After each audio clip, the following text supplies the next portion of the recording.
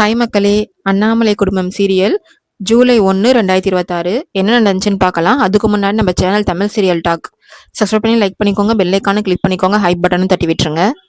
வெண்ணிலா சொல்றா அண்ணாமலை கிட்டயும் லீலாவை கிட்டயும், நாங்க ரூம்ல ஃபைல்ஸ்ல ஏதோ அவர் கையெழுத்து போடணும்னு சொல்லிட்டு இருந்தாரு.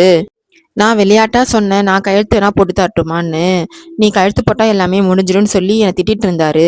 அதை தான் அக்கா ஏதோ அறகுறையா கேட்டு உங்கள்கிட்ட சொல்லியிருக்கா அப்படின்னு சொல்லவும், அண்ணாமலை கேக்குறாங்க, என் மேல சத்தியம் பண்ணி சொல்லு அப்படின்னு கேக்குறாங்க. உடனே அண்ணாமலை ஏற்கனவே வெண்ணிலாட்ட சொன்னதை ஃபர்ஸ்ட் யோசிச்சு பாக்குறா. என்ன சொல்லியிருக்காங்கன்னா, இந்த குடும்பத்துல நீ இப்பதான் கல்யாணம் பண்ணி வந்திருக்க, நீ இது வரைக்கும் உன்னோட இஷ்டத்துக்கு இருந்திருப்ப. இந்த குடும்பத்துல நீ வந்ததுக்கு அப்புறம் இந்த வீட்டுல உனக்கு சில விஷயம் எல்லாம் புதுசாதான் இருக்கும். குடும்பத்துல யாரையும் விட்டு கொடுத்துடக்கூடாது, அனுசரிச்சுதான் போகணும். முக்கியமா நீ முடிவெடுக்க வேண்டிய நேரம் வரும். உன் புருஷனுக்கு ஏதாச்சும் ஒரு சிக்கலான சுச்சுவேஷன் வரும்போது யாரை எதிர்க்க நின்னாலும் சரி, நீ வருண் பக்கம்தான் நிக்கணும் அப்படின்னு சொல்றாங்க.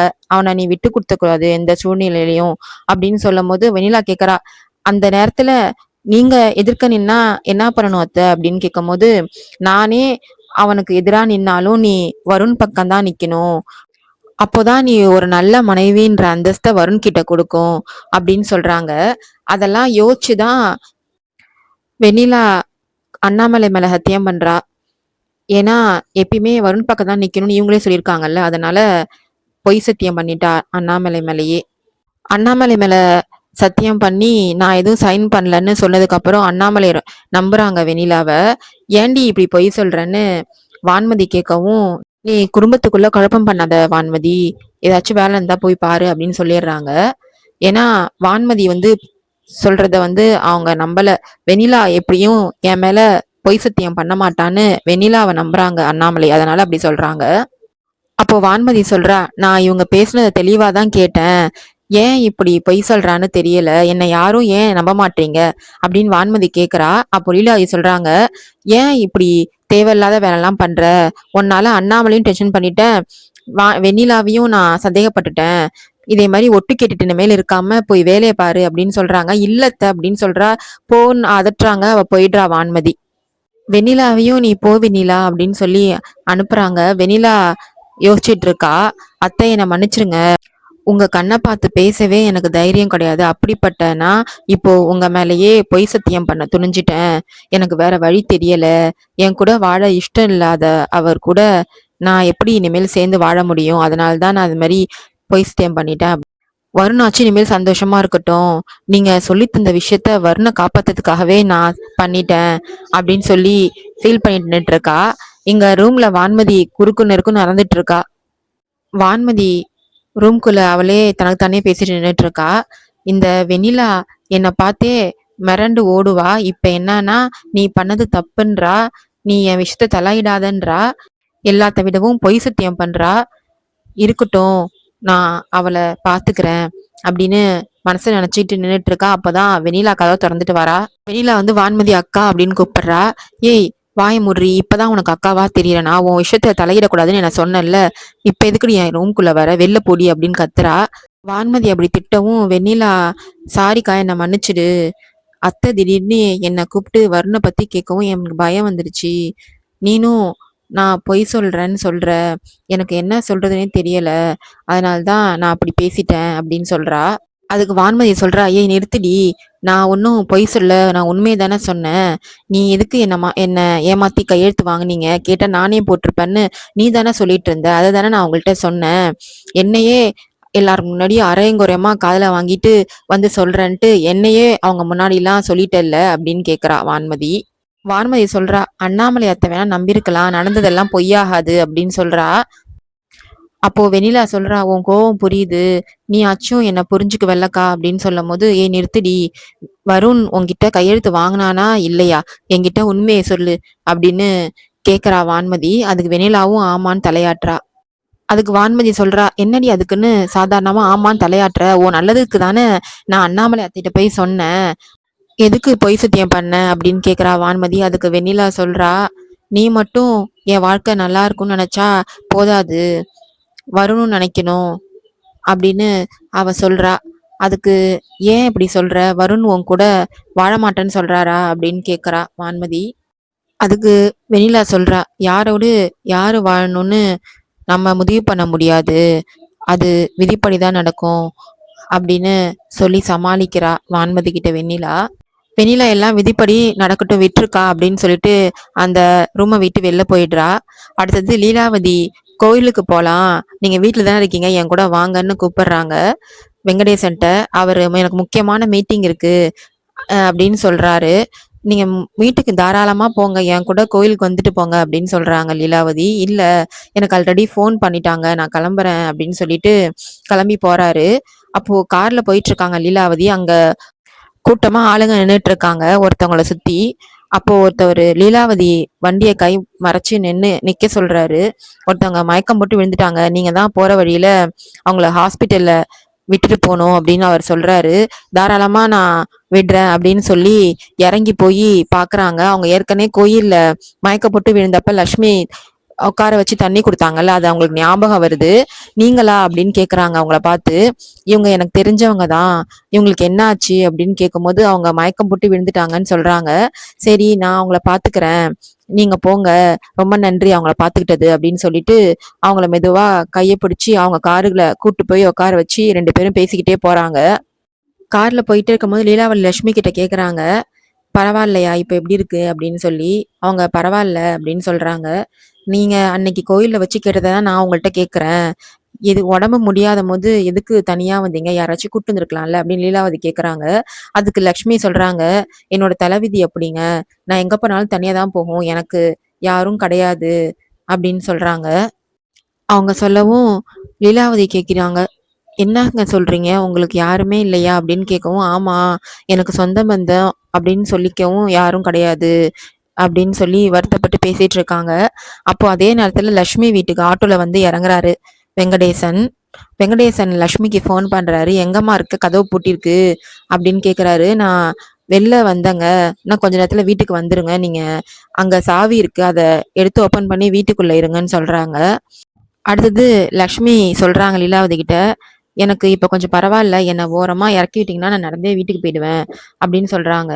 என்னங்க மயக்கம்னு சொன்னீங்க, இப்ப ஹாஸ்பிட்டல் போகாம வீட்டுக்கு போறேன்னு சொல்றீங்களே அப்படின்னு கேக்குறாங்க லீலாவதி. எனக்கு இப்ப கொஞ்சம் பரவாயில்ல, சாதாரண மயக்கம்தான், இப்போ எனக்கு வீட்டுக்கு போனா போதும் அப்படின்னு சொல்றாங்க.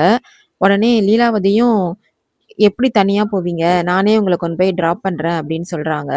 உங்களுக்கு யாருமே இல்லைன்னு சொன்னீங்களே, இப்போ உங்களுக்கு ஒருத்தவங்க ஃபோன் பண்ணாங்களே அது யாரு அப்படின்னு லீலாவதி கேக்குறாங்க. அது என்னோட பழைய நண்பர் ஒருத்தர் அப்படின்னு சொல்றாங்க. லக்ஷ்மி வழி சொல்றாங்க. லீலாவதியோட காரும் வீட்டு முன்னாடி வந்து நிக்குது, அவங்கள இறக்கி விட்டுட்டு நான் கிளம்புறேன்னு சொல்றாங்க. இவ்வளவு தூரம் வந்துட்டீங்க, வீட்டுக்குள்ள வந்து ஒரு வாய் தண்ணி குடிச்சிட்டு போங்கன்னு சொல்றாங்க.